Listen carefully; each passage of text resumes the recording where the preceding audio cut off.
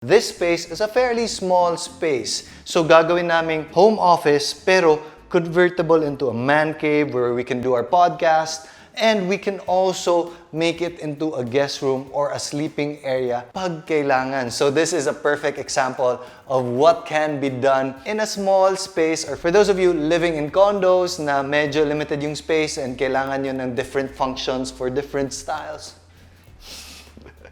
This would be a very, very good guide siguro. We'll see. We'll see. But for now, ang first thing we have to do is paint this whole room kasi meron ng mga gas-gas. This is actually my fault from the table scratching here. And if you can see closely, meron na ring mga cracks na nangyayari. So we have to repair that, and I'm planning to just repaint the whole wall na rin. The blue is nice, but parang a fresh perspective naman ngayon. Little confession. I know how to supervise, I know what to do, I know how to check for quality, but I haven't done this myself. So fingers crossed. Let's get started.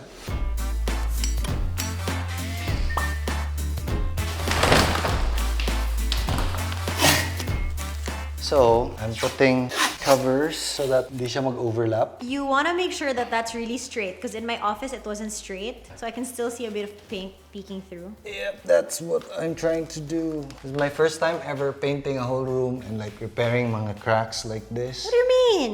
You did my room. I did your room for like, I think it's different because this one we're going to be repairing the cracks, like paint. Yours was like, ano to? Katong inaanak mo. It's like paint-ish. Look who's helping us out, madam. What are you doing? I'm taping it properly.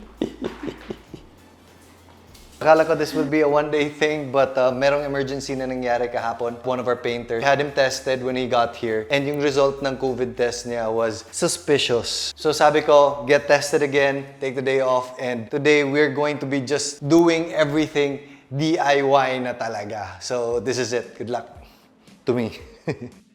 So we finished taping these corners so that when we're painting, hindi nag-overlap. Actually, yung mga sobrang galing na painters, dinediretso lang nila to. Wala nang guide, kaya nila, but syempre, beginner.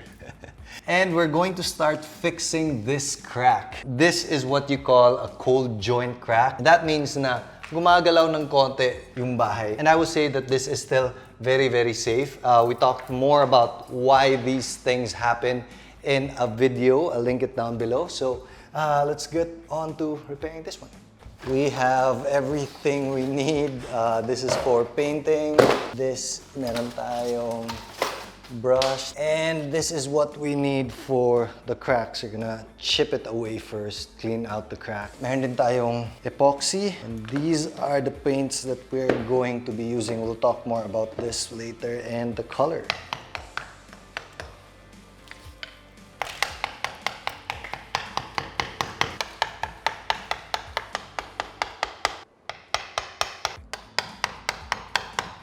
So, sobrang maalikabok. We're going to move all these tables. Akala ko pwede na. What do you mean you are gonna move all these tables? Hindi ka kasama si Harold, ibig ko sabihin. Kaya mo ba magbuhat ng table? Ayoko lang. Okay. So basically what we're trying to do is open up the crack so we can place concrete epoxy. If you haven't watched our previous crack repair video.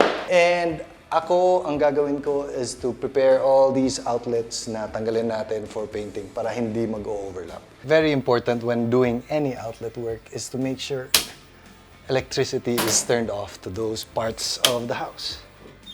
This is a screwdriver that detects live wire, so umiilaw to dito if may kuryente, and as you can see, this is dead now, so we can safely take it off. Alright.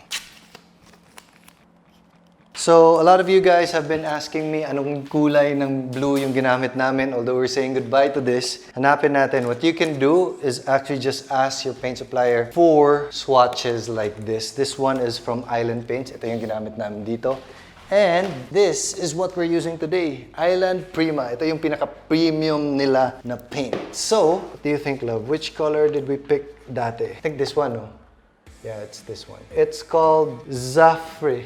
So, for those of you who are asking, it's Island Paints Premium Series 3 Zafre. Actually, si Chris, hindi pa niya alam anong pinili ko na paint for this one. Called Prima Satin Pyrite. This is what it's going to look like. Okay ba? A little bit dark for your taste. It's not my room. So, it's going to be a little bit darker than usual. And itong nakalagay na satin pyrite. So, satin is the type of gloss or sheen ng wall. So, there's glossy, there's semi-gloss, there's satin, and then there's matte. This is what I'm going to use to paint, guys.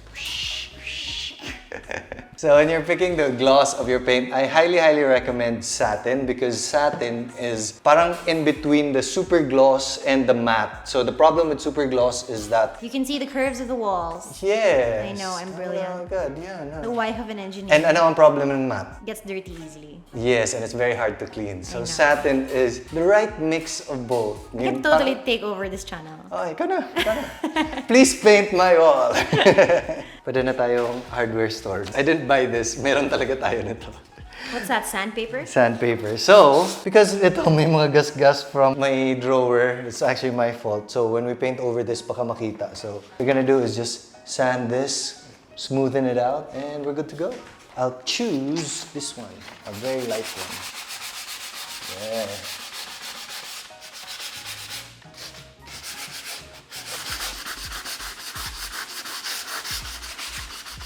So we've opened up the cracks just enough na makakapasok yung epoxy natin. And now it's time to place the epoxy.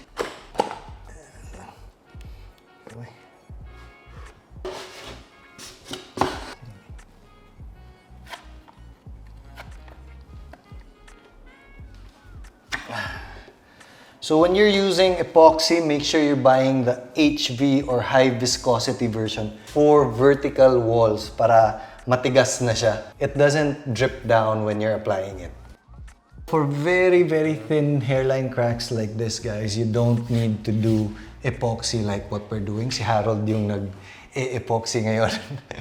We're just gonna apply some skim coat over it. Skim coat is like foundation ng makeup. Yung parang the very first layer para ma-level lahat yung mga bumps and Imperfections. paano ba? It's Makeup like the tutorial. primer. It's like the primer. No, you first put a skim coat and then there's something called a primer talaga. This one is a primer. This helps bond everything. O nga like painting is very much like makeup tutorial. So ito yung foundation. the Mali. skim Kung coat. makeup to, ito yung primer, ito yung foundation. Baliktad. Baliktad. Ah, okay. So mauna si foundation, tapos primer. Right.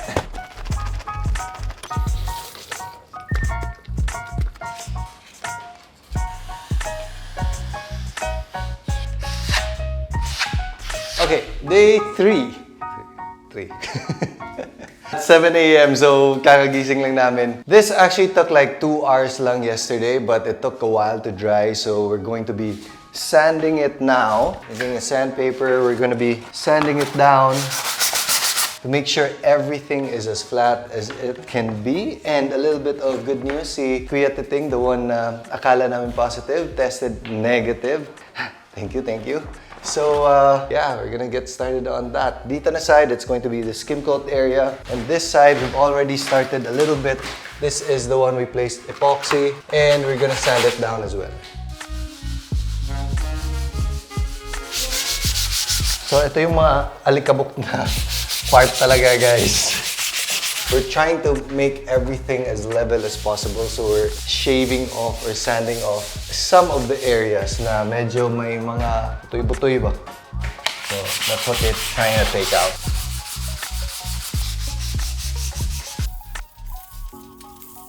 Check this out, guys. Sobrang dumi, sobrang maalikabok. I didn't expect it to be this grabe, so we had to move all these things. There were camera equipments here, there were camera equipments there. We had to move it out because, take a look at this. Boom.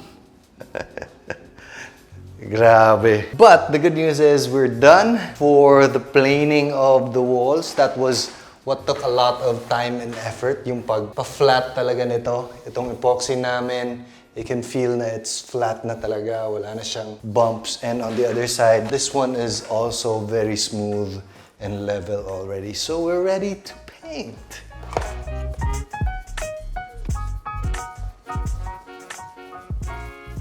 So we're just placing primer. Primer is like something you place between the epoxy layer and the paint layer. So this helps with covering the epoxy out, and it helps with adhesion also to make the paint stick better to the wall. So hindi siya nagpipeel off. So surface preparation is very, very important. This is a different type of primer. This is the one we'll be using for that area, the skim coat area. So kanina yung ginamit natin is made for epoxy, para dumikit siya sa epoxy. Ito for the skim coated area. So if napansin nyo paminsan sa bahay mayroong mga pintura na nagbabulge, sometimes it's caused by just wrong preparation.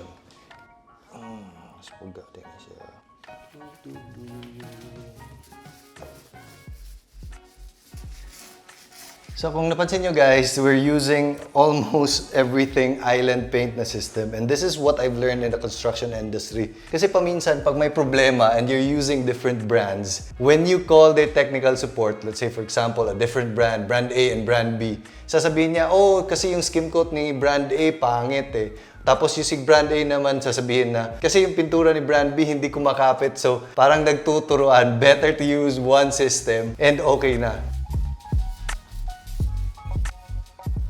We're ready to paint. So we're going to start with the edges muna while we're waiting for the primers to dry. Hopefully it won't be that hard. I haven't done this before. So we'll see. Alright, so we're starting off with the paintbrush. I don't know what I'm doing, pero go lang.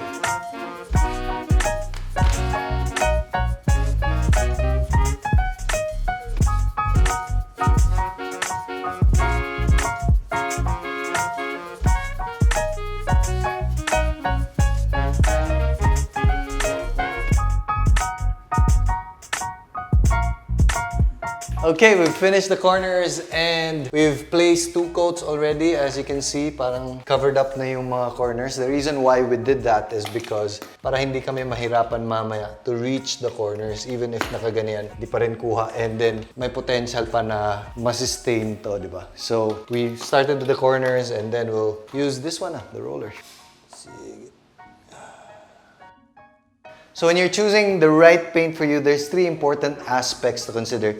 Number 1 is yung coverage niya or yung opacity niya na. Pag wipe mo, for example, like this, makikita natin na covered agad. So makapal siya yung color pigments niya. Second is adhesion. We were talking about that kanina. Paminsan nagbo-bulge yung mga paint, diba? Sometimes it's because of the surface preparation, but most of the time it's also because the paint has weak adhesion. And lastly, very important yung color retention niya and yung kulay mismo, how deep the colors are. And with this one, we were actually very happy. It didn't fade. 2 years na siguro to. So that's why we decided to go with this one, the Island Brima paint.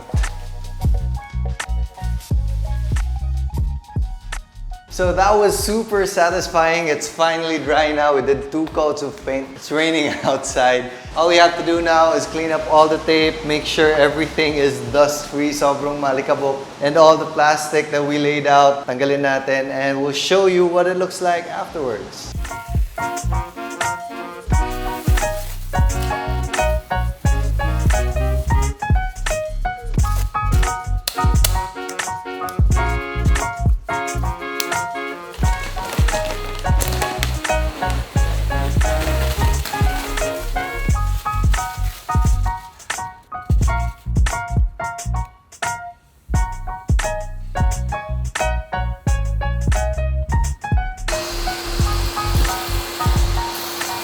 Hello! Come here, bring Scotty. Wow, matching with mommy.